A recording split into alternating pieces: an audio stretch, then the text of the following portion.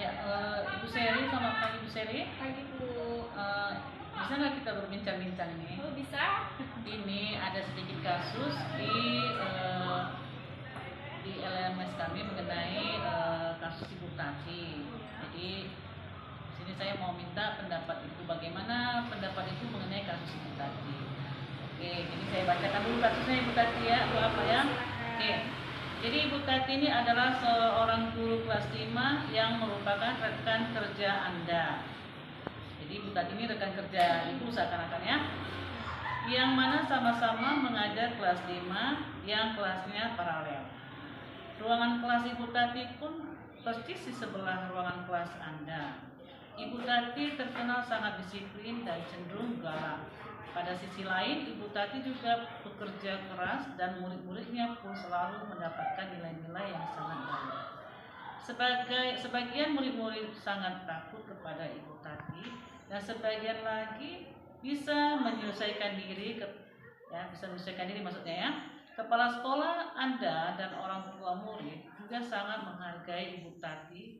Suatu hari Anda mendengar tangisan seorang murid dan pergi keluar untuk melihat asal suara tangisan tersebut.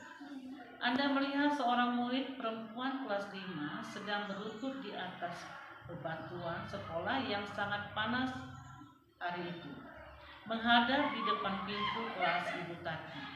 Anda melihat Ibu Tati tampak tidak menghiraukan suara tangisan muridnya dan tetap mengajar seperti biasa.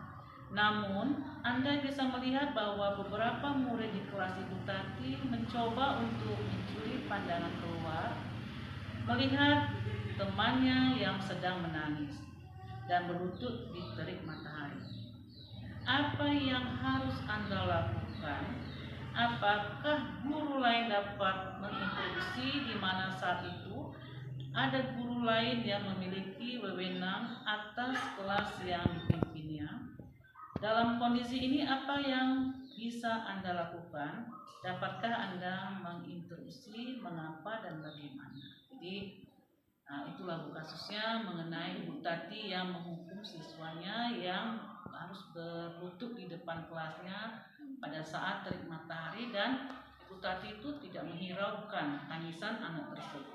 Jadi kalau menurut Ibu ya, Bu Seri ya, apakah kita guru lain itu bisa menginstruksi, itu maksud saya, apakah kita bisa menginstruksi itu sebagai rekannya lah, sama-sama guru paralel di kelas 5. Bagaimana menurut Ibu? Berdasarkan cerita Bu Tati tersebut yang kelas 5 Ya. Menurut saya dapat menginstruksi karena saya sebagai guru. Kemudian saya mendatangi Bu Tati dulu terlebih dahulu karena saya tidak akan mungkin menjembatani langsung ke siswanya. Itu mungkin akan mempengaruhi status dia sebagai guru. Karena pada saat itu memang proses pembelajaran beliau yang melaksanakan, bukan saya. Jadi saya mengetuk pintu itu karena kebetulan kelasnya berdampingan dengan kelas saya, gitu ya kan. Saya permisi, minta izin, saya bertanya apakah yang terjadi kepada siswa tersebut. Nah, saya mencoba mendengarkan apa kebijakan dari Bu Tati. Setelah mendengar tersebut, saya mencoba merangkul siswa tersebut. Saya tanya kenapa atau alasannya penyebab beliau atau anak tersebut dihukum.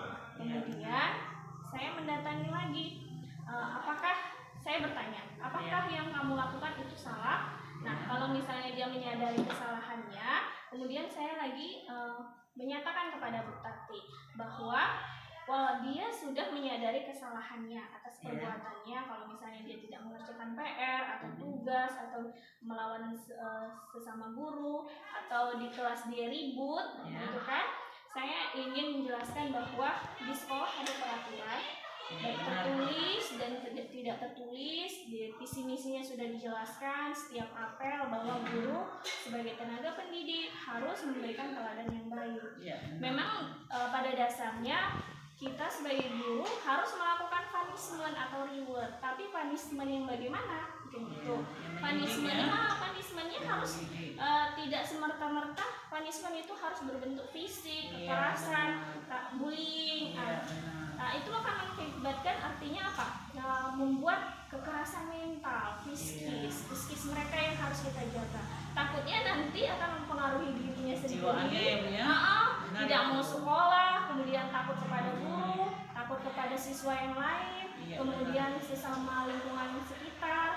Nah, saya jelaskan kepada Bu Tati bahwa apapun ceritanya, apapun masalahnya, kita tanya dulu, solusinya dulu bagaimana.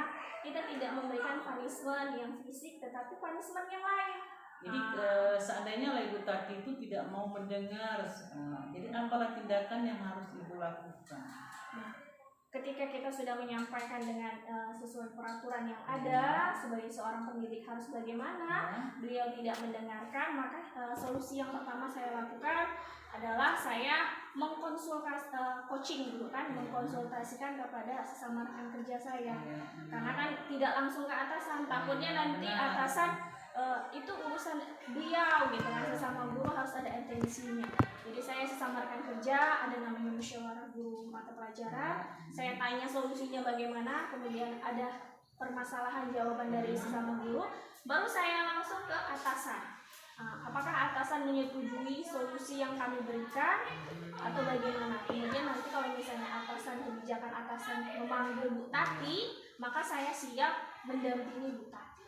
Oke, jadi memang benar ya Bu ya. Jadi kalau misalnya Ibu Tati tidak bisa lagi ditegur secara baik-baik, maka solusi terakhir adalah kita melaporkan kepada atasan. Karena perbuatan yang dilakukan Ibu Tati itu bisa mengakibatkan dampak yang buruk bagi siswa maupun bagi orang tua, bagi masyarakat, bagi sekolah juga. Karena kalau anak itu melapor ke orang tua, maka dampaknya semakin panjang.